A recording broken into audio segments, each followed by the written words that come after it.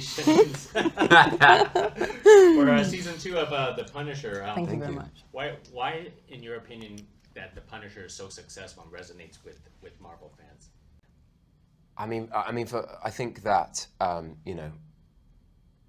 we're in a day and age where there is so much choice on TV, but there is also this kind of canon of comic book literature, and The Punisher sits right at the far end of that in terms of it is, a superhero without superpowers. It is, he is the most grounded, brutal, down to earth, kind of not down to earth, kind of character grounded. that exactly. But it's brutal, and it doesn't kind of pull its punches literally, and I think that there's a lot of kind of people who feel that they connect with that. Obviously, that vigilante kind of justice is something that sows through a lot of different superheroes from Superman down, but with the Punisher, it's a very different. But with the Punisher, it's unapologetic, and I think that that's something that people wish that they could be, but know that they can't in a modern society, and so it's something that they do connect with. Particularly if they've lived some kind of institutionalized life, which is, I think, why it's so popular, with the armed forces and everything as well. But it's interesting when you start working on a show like this, you cannot get away from stickers in the back of people's windshields, tattoos on the back of people's heads. You see it everywhere. T-shirts, like baseball caps. It's just everywhere. For the Punisher symbol. It's just everywhere. And so it's obviously something that people do connect with on some level. And I think it's in some ways a kind of an unusual sigil for particularly people who have kind of served in forces or institutionalized in some way, because it is about vigilante justice. But I think it's about something kind of more personal than that for people, I think, on some level. And we have an ensemble where, you've got many different characters. They all have their different kind of motivations, their different backgrounds. And I think that allows a wide audience to be able to go, okay, cool, I resonate more with this character or with that character. And,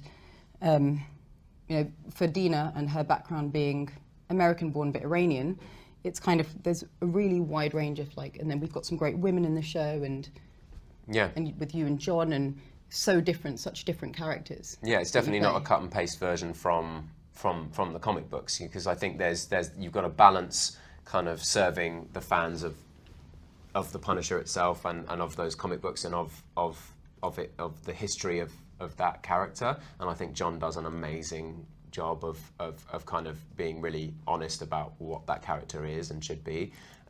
You've got to balance that with a responsibility to make kind of new and interesting and fresh kind of TV, because there are so many shows, and you've got to kind of keep flipping things on their heads. And I think particularly for me personally this season, it was about reinventing what Billy Russo becoming Jigsaw is actually about. Can I ground this in something real, something, we've had very comic book versions of the Punisher in various different films, and I think this is a version for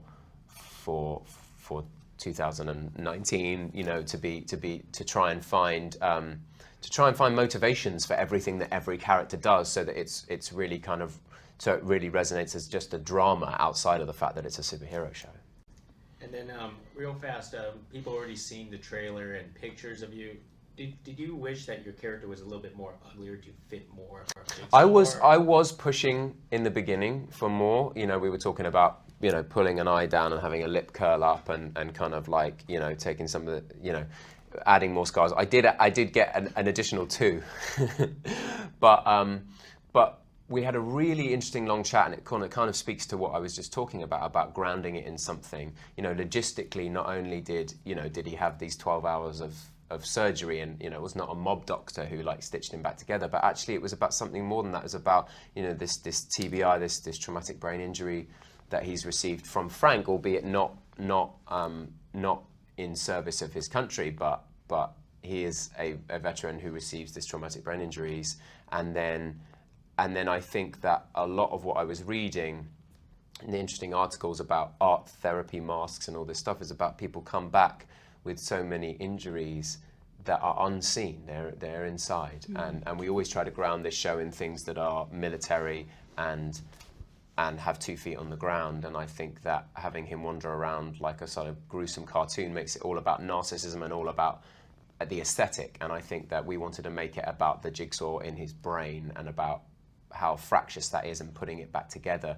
And he might see something disgusting when he looks in the mirror, but it's not about other people's reactions to his look. And I think that you know, that plays into the much more kind of grounded and cerebral version of that character for me.